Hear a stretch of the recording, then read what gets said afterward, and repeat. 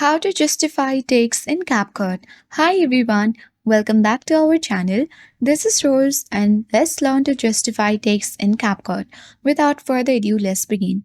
First, make sure your CapCut app is up to date. This feature lets you align text for a more aesthetic look.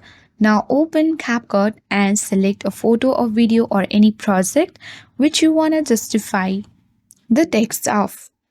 So if you have already added text, tap on the text option in the toolbar and then select the text again.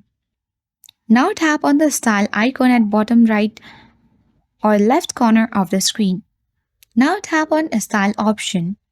Then you need to simply scroll and choose the spacing option.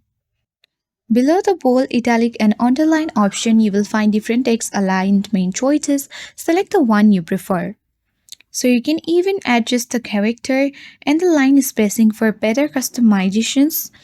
And once you're happy with the result, you can easily tap on the tick mark at top right corner of your screen. Now finally, you can export your video by tapping export icon in top right corner and you are all set. So I hope this guide was helpful. If it was, then do like, share, comment and don't forget to subscribe. Thank you for watching and I'll see you in the next video.